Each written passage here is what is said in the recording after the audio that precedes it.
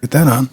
The West Fargo Planning and Zoning Commission meeting for Tuesday, September 9th, 2025.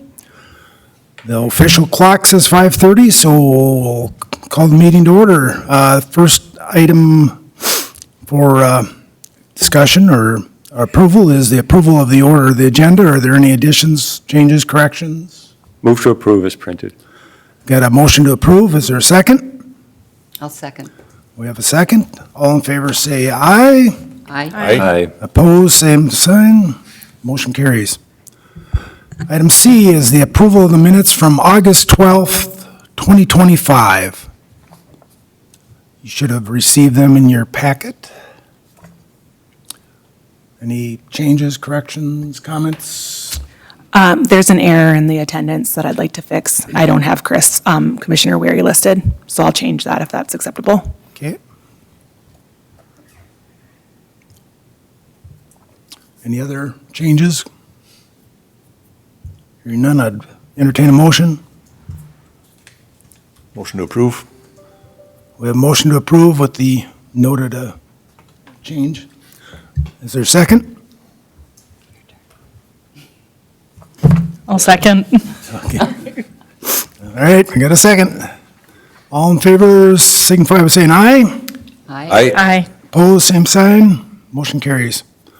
On to the regular agenda, item number 1 is a public hearing, A25-20, McMahon Estates 3rd Edition, a request for conditional use permit to allow an accessory structure larger than 1,000 square feet in a R1E zoning district located at 214 51st Avenue East. It's Lot 2, Block 3, McMahon Estates, 3rd Edition. Lisa. Thank you. This application was received in order to allow for an accessory structure greater than 1,000 square feet in an R1E zoning district as a conditional use, provided it is in character with the development patterns of the subdivision. The applicant submitted a site plan showing a 1,344 square foot accessory structure in the rear yard. Earlier this year, an 1,800 square foot structure was approved to the northwest in McMahon Second Subdivision. Other structures approved previously in the McMahon Estates area have been 1,600 to 2,200 square feet.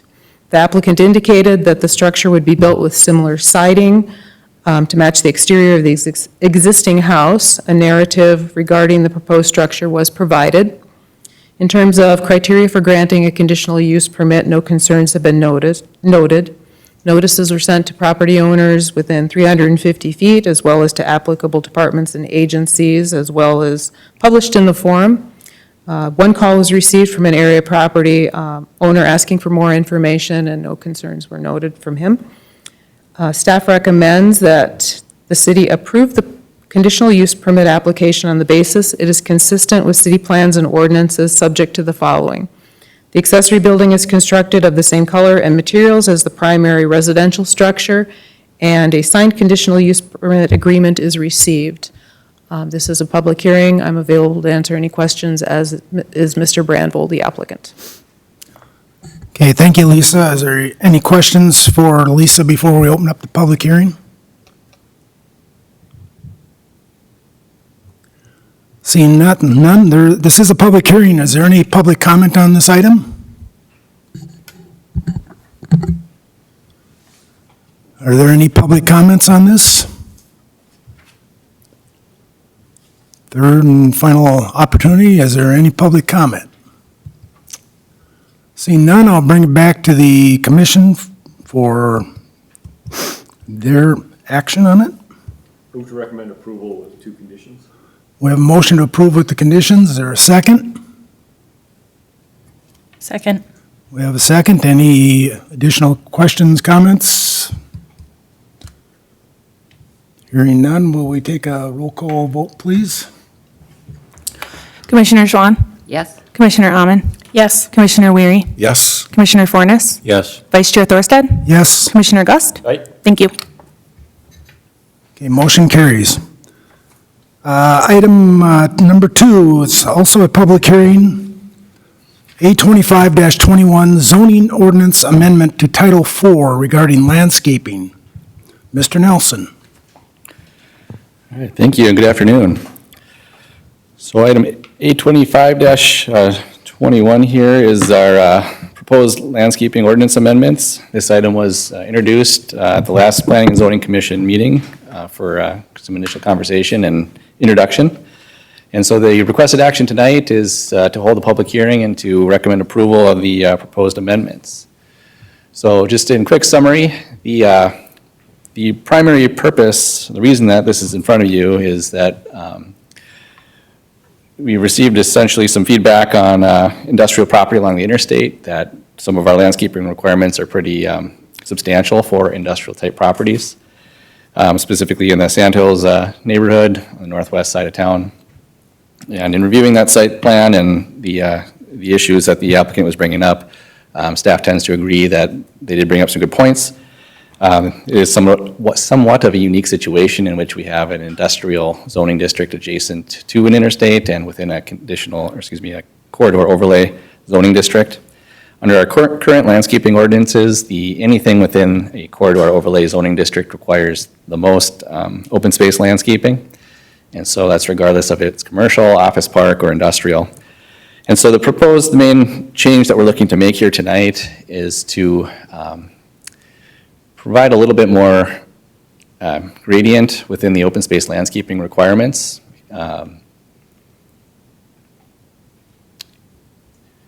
In order to better specify and kind of create some more classifications for these unique situations. And so I'll try not to get too far into the weeds, but certainly if you have questions, feel free to ask them.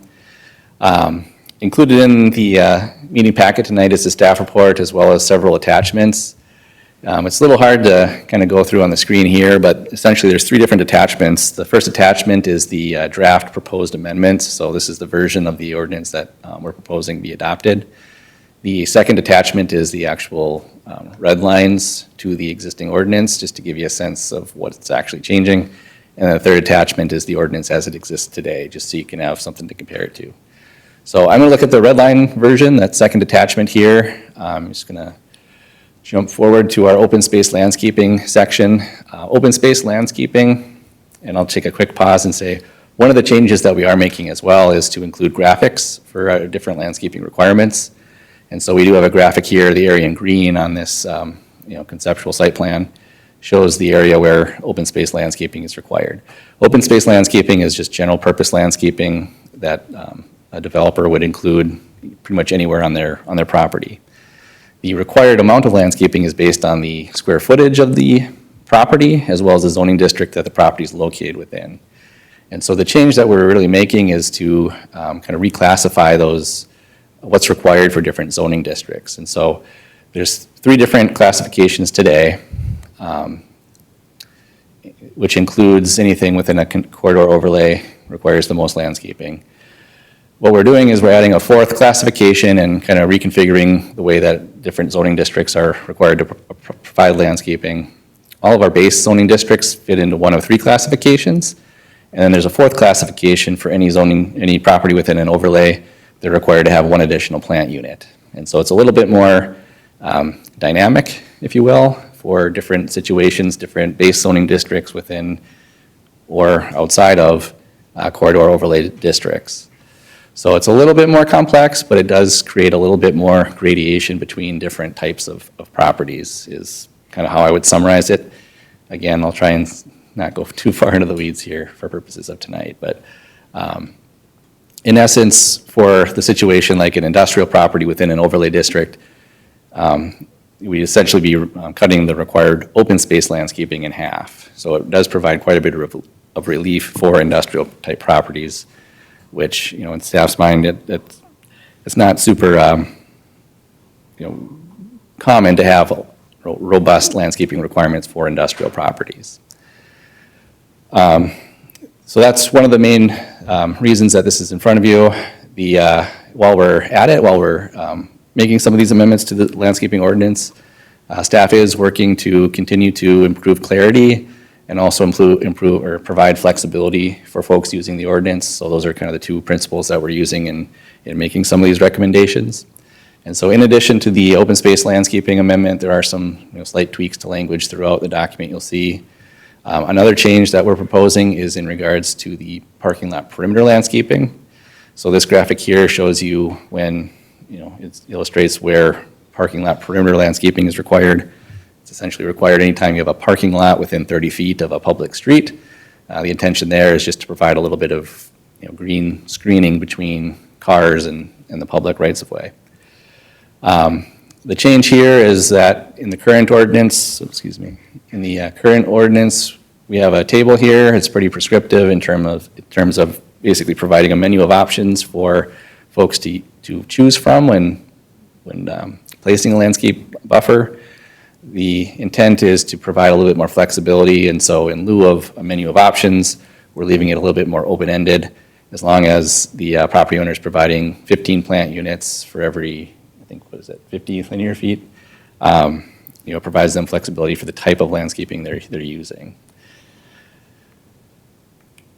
Another change in the graphic here to parking lot islands. One of the additional areas of flexibility here is just allowing where there's infrastructure, like a utility line or a storm sewer drainage swale, something like that, where it's impractical to put a tree in a parking lot island, allowing shrubs and perennials and other type of alternative landscaping is the intent here. The next change I'll highlight is the buffer yards. So the main change here is you'll see a lot of red lines. It looks like bigger changes than it probably is when you look at the red lines, but essentially the main change is just updating the table in order to focus more on residential protection. The current ordinance requires some degree of buffering between commercial and industrial properties. The reason, or the intent here is to remove that buffer requirement and basically focus the buffer requirement only on protecting residential properties. So no longer requiring any sort of buffering between commercial and industrial properties. The logic there, the reason there is that you get into some of our heavy commercial, light industrial district. There's a lot of overlap between those zoning districts, and it's not always clear, what constitutes commercial versus industrial. Nor is it always, entirely necessary to be buffering those types of uses, which are generally pretty compatible for the most part. So the focus again is on protecting residential development from more intensive uses, whether it's commercial or industrial. Again, we've included some additional graphics just to illustrate the different types of buffering requirements, and then a graphic to show an example of where that buffer line is required between residential property and an industrial or commercial property. So that's a high-level overview of what we're looking to amend. So with that, happy to take any questions you may have. Otherwise, this is a public hearing item, and we're looking for a recommendation for approval. Thank you. Okay, and thank you, Aaron. Is there any questions for Aaron before we open up the public hearing?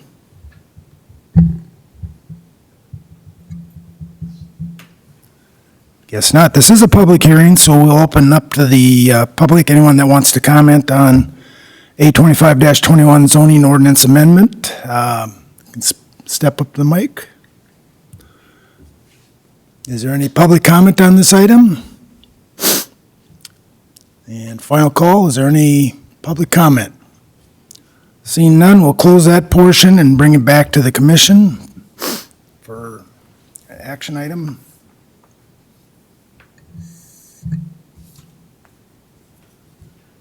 So Aaron, you don't think there should be a buffer, like, say there's a furniture store and then there's some kind of manufacturing plant next door? Maybe that wouldn't happen, but it seems to me that kind of commercial property would want some kind of buffer. Yeah. It's certainly a question that's worth exploring further if there is desire to do that. Another thing that we took into consideration is, you may recall, we did do some updating to the,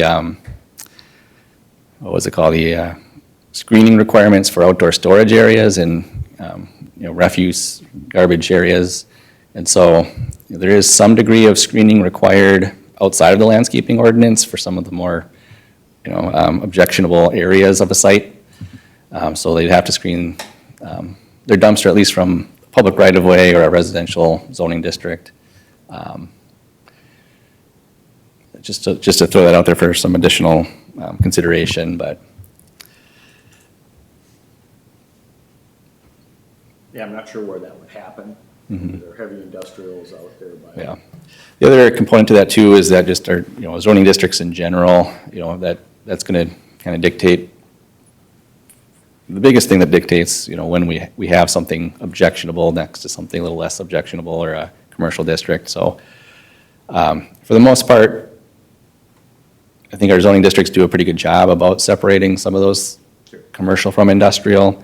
In cases where there is a more objectionable type of use, oftentimes those are conditional uses. And so, before that situation might arise, typically they'll be in front of you and the city commission asking for, special permissions to operate a manufacturing site, for example, in a commercial district, heavy commercial district, for example. And that's an opportunity where if there is a concern that it's going to create an issue, as a condition of that approval, you can dictate some additional buffers and things. So I think staff feels there are some, other avenues to address that in place today. And again, with the landscaping provision there, it kind of creates a can of worms where having to, draw the line between what constitutes commercial versus industrial and, some of those, uses these days can blur that line pretty substantially. And so it just creates a lot of subjectivity that it's probably just best to avoid. So, again, it's not, certainly open for, feedback, and if this board feels otherwise, happy to put that back in there, but that's how staff feels. Any other questions or comments? Guess I'd entertain a motion on this item. So this is ready now to go before the commission? We'd put it in the ordinance format, but yes, the language that you see here is what we'd be forwarding on to the city commission, yep. I'll move to recommend approval. Okay, we've got a motion to approve. Is there a second? I'll second. I've got a second. Any additional discussion or questions? Seeing none, we'll take a roll call vote, please. Commissioner Schwad? Yes? Commissioner Amon? Yes. Commissioner Weary? Yes. Commissioner Fornes? Yes. Vice Chair Thorstad? Yes. Commissioner Gust? Aye. Commissioner Kopp? Yes. Thank you. Motion carries. Item E, non-agenda items. Anyone have any non-agenda? Of course, Aaron does. I've got a couple of items for you quick. So the first one is just a heads up that we'll be reaching out to you at some point in the coming weeks. We're going to be looking to schedule kind of the second work session with the Planning and Zoning Commission as part of the Growth Area Master Plan. So those of you that were on the commission a few months back, you may recall sitting down with the consultant team for the Growth Area Master Plan and talking through some kind of initial high-level discussions on, issues, questions, things that, the team should be thinking about. So we're at a point now with the consulting team that they're looking to put together some kind of a first draft of some scenarios, growth scenarios that they're going to be reaching out to various stakeholder groups, including the Planning and Zoning Commission, to talk through. So probably be looking to schedule 1 hour, maybe an hour and a half type work session with the Planning and Zoning Commission, probably in conjunction with the Economic Development Advisory Committee members as well. But we're, for now, kind of penciling in, prior to the Planning and Zoning Commission meeting on October 14th. If that's generally works for most of you, that time seems to work best, just to not have you come back here too many times in a month. So maybe the 3 o'clock, 3:30 time slot, before this meeting at 5:30 is what we'd be looking at on the 14th potentially. So not set in stone yet, still need to confirm some things with the consultant team, but I just want to give you some advance notice of that. So any questions on that or concerns? If not, the other thing I want to bring up or introduce you to is Steve Iverson, our new senior planner. So some of you may know that we've had a vacancy for quite some time, coming up on, I think, 10 months or so since Leslie, our former senior planner, departed. And so it's been a long time coming, and we're certainly happy to have Steve join our team. Steve joins our team with a whole lot of experience, wearing different hats, working with other municipalities in similar capacity, as well as working for in the development community for probably a little over a decade or so. So, Steve, I'll invite you up to say a few words if you don't mind. And if you want to say hi to Steve after this meeting, introduce yourselves as well. So, thanks, Steve. Thanks, Aaron. Good evening or afternoon, whatever the case may be. Steve Iverson. As Aaron says, I've been around the block for a while and know a handful of you from past endeavors over the years. Good to see you again and look forward to meeting and working with the rest of you. A little bit about me. Lived in the same house and had the same wife in South Moorhead for 30 years. Had 2 grown boys. One's at med school at UND and one is probably going to be at law school up there next fall. So I don't know how that happened. NDSU guy getting 2 UND kids, but could be worse things to complain about. I guess I just look forward to working with you and being part of Aaron's team here and with everybody else in the city. Good to be back in planning, and I guess I'd answer any questions if you have any questions of me. Welcome. Thank you. Any other non-agenda? Is that it? Okay. Last item is adjourned from the regular agenda. Do I have a motion to adjourn? I'll make the motion to adjourn. Second? I'll second. Got a second? All in favor can leave and all opposed can stay. Motion carries. Thank you.